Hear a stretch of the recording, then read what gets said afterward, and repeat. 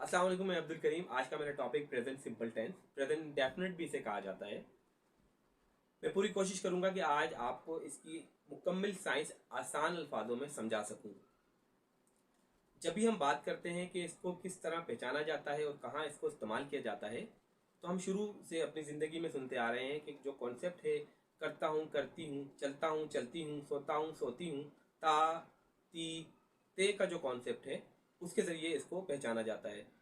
और ये कॉन्सेप्ट सही भी और आसान तरीका है इसको पहचानने का। मज़ीद लेकिन जब हम बात करते हैं डेली रूटीन की, जब हम बात करते हैं अपनी हैबिट्स की, जब हम बात करते हैं यूनिवर्सल ट्रुथ की, जब हम बात करते हैं वो एक्शन जो बार बार लाइफ में रिपीट होते हैं प्रेजेंट के अंदर, तो हमें प्रेजेंट सिंपल टेंस वहाँ यूज़ करना होता है। हम बात करते हैं इसके स्ट्रक्चर की।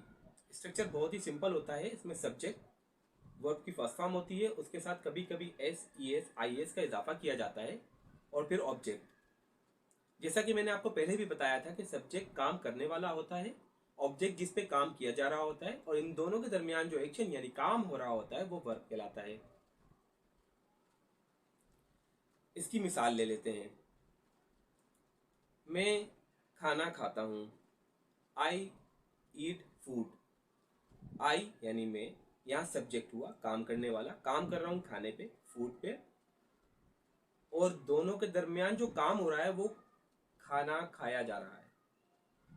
मीन्स वर्ब की फर्स्ट फॉर्म मैंने यहाँ यूज की वो है ईट। इसी तरह आई प्ले क्रिकेट। मैं यानी सब्जेक्ट आई, ऑब्जेक्ट क्रिकेट जिस पे काम किया जा रहा है, काम क्या हो रहा है, खेला जा रहा है। प्ले वर्ब की फर्स्ट फॉर्म मैंने यहाँ यूज की, आई प्ले क्रिकेट, मैं क्रिकेट खेलता हूँ। मजीद वो क्रिकेट खेलता है, ही प्लेज क्रिकेट। अब आप यहाँ देखें मैंने एस का इजाफा किया वर्ब की फर्स्ट फॉर्म के साथ। क्यों? लिख लीजिए, याद रखिए, जब भी आप बात करते हैं he, she, it, singular name और सिंगुलर थिंग, वहां आपको यूज करना होता है वर्ब की फर्स्ट फॉर्म के साथ ऐड करते हैं एस, आई एस और ई एस। अब एस, आई एस और ई एस कहाँ कहाँ किस वर्ड के साथ यूज करना होता है या ऐड करना होता है, ये मैं आपको फर्दर अपनी आने वाली वीडियोस में बताऊंगा। आज के लिए इतना ही काफ़ी कि I, you, we, they, plural name और प्लूरल थिंग के साथ वर्ब की फर्स्ट फॉर्म लगती है S, E S, I S का इजाफा नहीं होता। लेकिन जब भी हम बात करते हैं he, she, it, singular name, singular thing, कोई एक नाम या एक चीज, तो हमें S, E S, I S का इजाफा करना होता है। अब आते हैं नेगेटिव इंकारिया जुमला।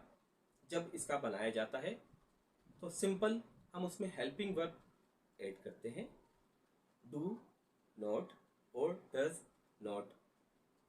Again he, she, it, singular name और सिंगुलर थिंग के साथ जब भी हम इनकारिया जुमला अपना मुकम्मल करेंगे तो डज नॉट इस्तेमाल करेंगे। आई, यू, वी, दे और प्लूरल नेम्स और प्लूरल थिंग्स के साथ जब भी हम अपना इनकारिया जुमला मुकम्मल करेंगे उसमें हम डू नोट का इस्तेमाल करेंगे। मिसाल के तौर पे I play cricket, I do not play cricket और don't play cricket. She cooks food, she does not cook food और शी डजंट कुक फूड। जब भी हम इसका इंटरोगेटिव बनाएंगे यानी कि सवालिया, तो उस सूरत में हमें सब हेल्पिंग वर्ब जो हमने डू और डज यूज किया था वो हम पहले ले आएंगे सब्जेक्ट से।